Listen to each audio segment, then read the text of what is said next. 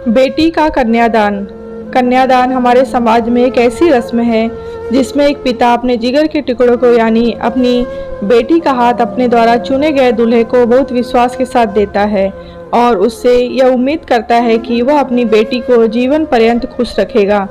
हमारे समाज में यह माना जाता है कि जब एक पिता अपनी बेटी का कन्यादान सफलतापूर्वक कर देता है तो ये एक बाप के लिए बहुत सौभाग्य की बात होती है। लेकिन शादी के माहौल में कन्यादान के समय पंडित जी द्वारा कन्या के पिता को कन्यादान के लिए जब बुलाया जाता है तो कन्या के पिता राम शरण अपनी कन्या के पास न आकर वे डॉक्टर सुशांत के पास जाकर खड़े हो जाते हैं। वहां पर विवाह में उपस्थित राम शरण के सभी नाते रिश्तेदार और दूल्हे के पक्ष के बाराती राम शरण को आश्चर्य की दृष्टि से देखने लगते हैं। डॉक्टर साहब चलिए, मेरे साथ चलिए। राम शरण के ये इतना कहने के बाद डॉक्टर सुशांत राम शरण की तरफ मुस्कुराते हुए कहते हैं कि आप समधी साहब, आप जहाँ कहेंगे मैं वहाँ चलने के लिए तैयार हूँ, लेकिन सबसे पहले आप अपनी बेटी का कन्यादान तो कर दीजिए। वहीं तो करने के लिए आपको लेकर जा रहा हूँ। राम शरण द्वारा कई बातों का अर्थ नहीं समझते हुए डॉक्टर सुशांत राम शरण की तरफ देखते हुए कहते हैं कि कन्यादान में बेटी के पिता की जरूरत होती है, ना कि बेटे के पिता की। मैं अच्छी तरह जानता हूँ कि एक बेटी के पिता को तो भी कन्यादान का हक है और इसी हक के नाते मेरी बेटी का कन्यादान उसके पिता द्वारा ही होगा। उस पिता द्वारा जिसने मेरी बेटी का कदम कदम पर साथ दिया, उसकी जिंदगी बचाई, उसके गुनाहगारों को ऐसी जगह पहुंचाई जहां उन जैसे हैवानों को रहना चाहिए।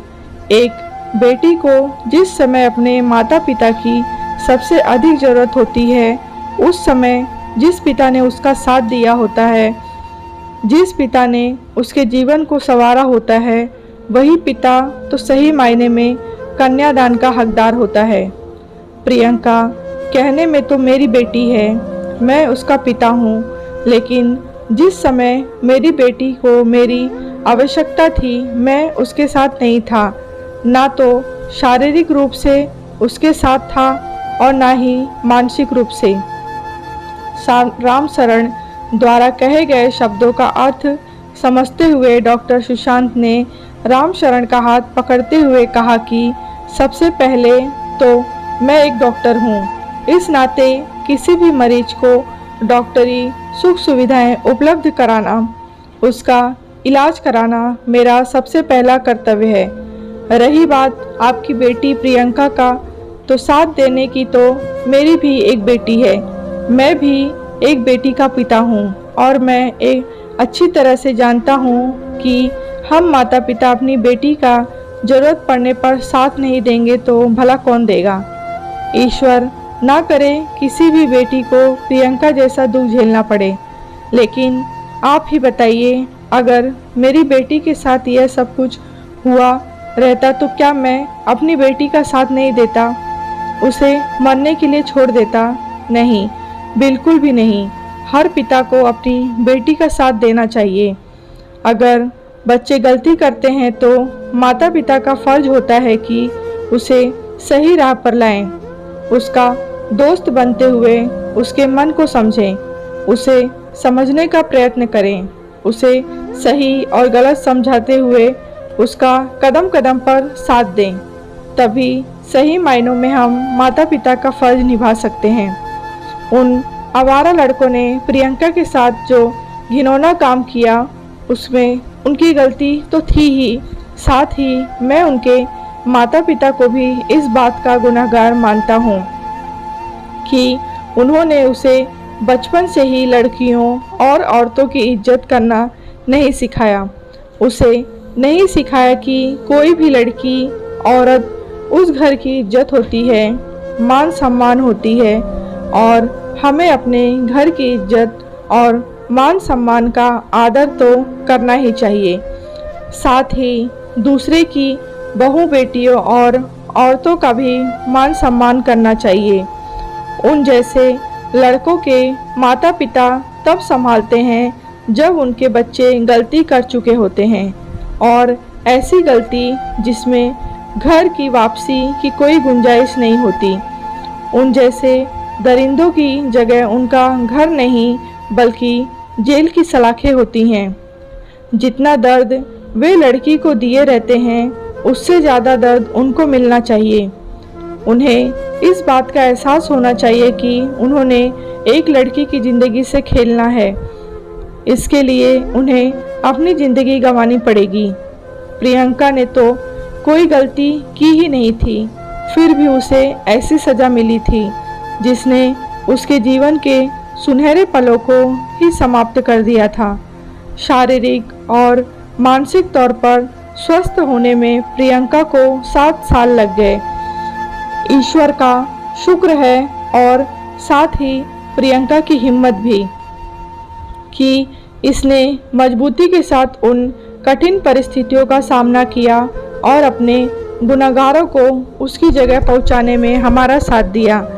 लेकिन हमारे समाज में ऐसी भी बहुत सारी लड़कियां हैं जिनके साथ दुष्कर्म होने के बाद हम डॉक्टर्स उसे बचा नहीं पाते। आपकी बेटी बहुत हिम्मत वाली है और आपको तो गर्व होना चाहिए कि आप एक ऐसी बेटी का कन्यादान करने जा रहे हैं जो औरतों के लिए मिसाल बन चुकी है। आपकी बेटी आज एक सफल और लोकप्रिय वकील है जो औरतों और लड़कियों को अपने बिना किसी स्वार्थ के और निःशुल्क उनका केस लड़ती है और उन्हें न्याय दिलवाती है। राम शरण जी अपनी बेटी की तरफ देखते हुए कहते हैं कि सच कहा आपने, मुझ जैसे पिता को गर्व होना चाहिए कि मेरी बेटी आज इस मुकाम पर खड़ी है और मुझे इस बात का गर्व है कि लेकिन साथ ही मैं आपका बहुत बड़ा आभारी हूँ कि आपने सब कुछ जानते हुए भी अपने बेटे के लिए मेरी बेटी प्रियंका का हाथ मांगा और आज आपके बेटे के साथ मेरी बेटी प्रियंका की शादी हो रही है। आप और आपका बेटा निशांत मेरे लिए ईश्वर तुल्य हैं जिनका एहसान मुझ जैसे पिता कभी भी चुका नहीं सकता।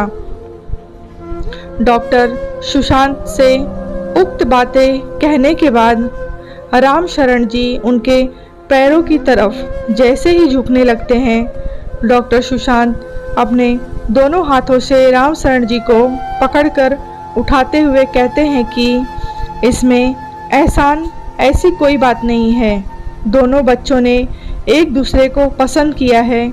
ऐसे में हम दोनों पिता का यही तो फर्ज बनता है कि हम अपने बच्चों की खुशी को देखते हुए उनकी खुशी में खुश हों और ढेरों आशीर्वाद दें ताकि उनकी आगे की ज़िंदगी खुशहाल में बीते। राम शरण जी डॉक्टर सुशांत के सामने हाथ जोड़ते हुए कहते हैं कि कन्यादान तो आप ही को करना पड़ेगा समधी जी, क्योंकि अब प्रियंका मेरी बेटी नहीं है बल्कि आपकी बेटी है। जिस इंसान ने मेरी बेटी के लिए इतना सब कुछ किया है वही मेरी बेटी का कन्यादान करेंगे और कन्यादान का यह पुण्य मैं स्वयं आपको देता हूँ। चलिए, मेरी बेटी और पंडित जी सब आपका इंतज़ार कर रहे हैं। डॉक्टर साहब, डॉक्टर सुशांत की आंखों में राम शरण जी की बातें सुनकर आंसू आ जाते हैं। तालियों की गड़गड़ाहट के बीच डॉक्टर सुशांत प्रियंका की तरफ बढ़ते हैं और प्रियंका का हाथ अपने बेटे की हाथों में सौंपकर अपनी बेटी का कन्यादान करते हैं। इसके बाद 7 फेरों की रस्म उनके बेटे और बेटी के विवाह के अनुष्ठान को पवित्र करती है। दूल्हा निशांत और दुल्हन प्रियंका एक दूसरे से सदा साथ रहने और साथ निभाने जैसे 7 वचन देकर इस विवाह को पूर्ण करते हैं। इस कहानी के बारे में आपकी क्या राय है कमेंट बॉक्स में बताएं। लाइक करें, शेयर करें और कहानी अच्छी लगी हो तो चैनल को सब्सक्राइब करें।